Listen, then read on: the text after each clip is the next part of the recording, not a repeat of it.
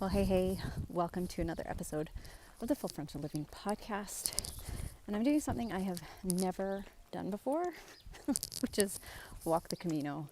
And I'm also recording this video and I'm recording this podcast while I'm actually finishing out my first day of walking, which was, I think we're doing 22 kilometers in total. And the Camino, you can go ahead and Google it, is a walk that starts, if you did the full walk, I think it's 6 weeks, and you start up in France and you walk all the way to Santiago, which is in Spain. So we are just walking the last leg of it, which covers about 100 kilometers, and we finished in Santiago.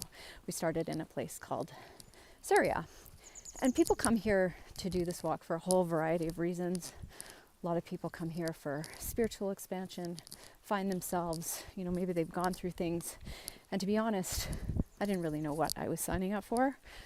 A lot of people train for this to make sure that they're in good enough physical condition to do it. I did not, because I just assumed I was in good enough physical condition, which I am. But the reason that I really decided to come to the Camino was this year was a year of saying yes to myself and saying yes to experiences and saying yes to travel and adventure, something I've been putting off for years and years and years for varieties of reasons, which I've talked about on previous episodes. So anyways, here I am on the Camino. So if you want to see the view as I walk and talk, you can just watch this over on YouTube. I'll get my team to post it on YouTube. So you can walk alone, you can walk with partners. I am here with some of my clients, current and previous clients, and also, my best friend who lives in New York, and really just enjoying time with them. And I really didn't come with any intention. Like I said, I had no idea what I was signing up for. I didn't research the Camino. And in fact, one of the things I love to do as a traveler is to connect with people who love to plan. And I'm the friend that just shows up and brings the vibes, so to speak. And I don't feel bad about it, because I never worry about missing out on anything, because I don't come with expectations. So I really just get to enjoy the journey. And I trust the ones that plan and love to plan. We're going to see cool stuff.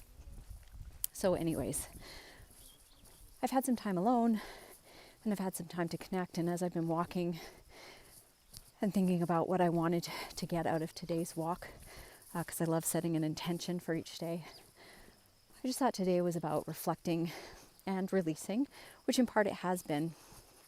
But what also has come up for me during today is how much this trip for me isn't necessarily about connecting with new people, although I am. It's really about allowing myself to be nurtured and supported and connecting deeper with people I already have relationships with, which feels so nourishing for me, because when I'm in my leadership role, which I am as a coach, and I have, a certain amount of authority with my clients, it's really beautiful to be here with these ladies and just be all of me. So I can be Coach Lisa, but I also just get to be Lisa, and allowing them to also be in a supportive role for me, because they all know kind of the things that I've been going through over the past year, because I'm very open and honest with my clients about it. But on this episode, one of the things I wanted to talk about was the stories that we tell ourselves and the interpretations that we make.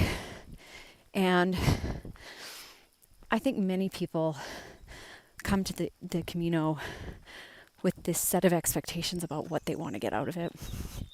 And that may or may not be true, but most things in life that we have expectations about, chances are things aren't going to meet your expectations. And this is also true in relationships. How often do we put expectations on other people to be a certain way so that we can feel a certain way, instead of letting people be where they're at? And I recently had somebody ask me they've got some stuff going on in their life. But they asked me, what do you think my role is in this? And I've really sat with that question because it's not really a question that I can answer. We all get to look at what our role is in the way things play out with our lives. But what I was really thinking about is sometimes the role that we play in dynamics playing out in certain relationships is the expectations that we put on those relationships to be a certain way based on our frame of reality. So what you think a friendship needs to be like, what you think a good friendship needs to be like. And that may not be true for everybody. And how often we make things mean something that they don't mean, or they could have multiple interpretations. So how often are you putting expectations on other people to be a certain way and then interpreting how they are or aren't responding to those expectations and making it mean something about you when it has nothing to do with you? So we are meaning-making machines. We'll never get away from that as humans. But we cause ourselves a lot of suffering when we're constantly living in this place of expectations and interpretations. So I really challenge you, and this is going to be a short episode today, but I really challenge you to look at your life, to look at your relationships, to look at the things that are causing you pain, suffering, discomfort, whether it's with your partner, whether it's with your kids, whether it's a business relationship, or maybe it's just an expectation of an experience that you wanted to have or that you want to have. And then what interpretations are you making about it on the flip side? And if you were making different interpretations, how might you choose differently? Are you making everything mean something about you? Because if you have an underlying belief that there's something wrong with you, you are always going to look for the things that reinforce that belief, that there's something wrong with you, or that you're causing this to happen. And often the reason why things keep happening over and over and over again in your life is because of the interpretations you're making about it, or because you're making it mean something about you when it literally has nothing to do with you. So I'll probably go deeper on this topic in future episodes or in writing, but these were just some of my thoughts and musings as I'm finishing out today, the first day of the Camino. So maybe I'll do a bunch of shorter episodes and drop them. I don't know. Don't have any expectations around that. But I thought it was nice to share the view.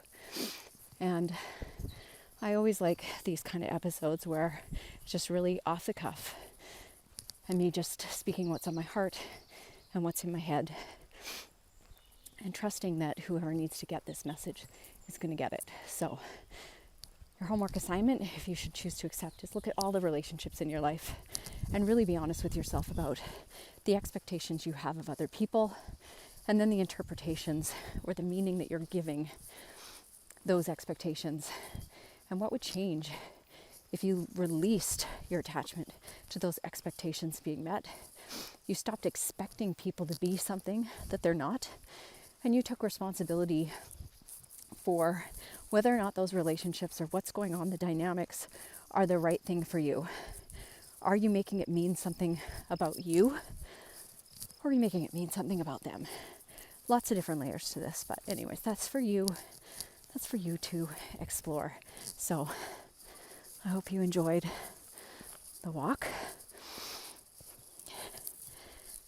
And I will catch you on the next episode. And hopefully I'll have not be quite as winded. Who knew I was going to start recording just as I was going up a hill? But I hope you're enjoying my view of Spain if you're watching this on YouTube. And if you ever have the opportunity to walk the Camino, come walk the Camino. It might be a spiritual expansion for you. It might not. I'll finish up with this. I think a lot of people come to the Camino because they think they need to come here to have a spiritual awakening. And the truth is, you can be spiritual every single day by getting your ass outside and walking in nature, and by deciding you want to connect with yourself. You don't actually have to fly to Spain to find yourself or to disconnect. But we keep telling ourselves these stories that that's what it takes. And it doesn't. It takes setting the intention that you want this in your daily life and then making it happen. Taking good care of yourself, taking good care of your body, taking care of yourself spiritually, emotionally, physically. You know, we keep trying to put ourselves into boxes as humans, and we're not meant to live that way. So it doesn't surprise me that the Camino has gotten more and more popular over the years, because we're all seeking something.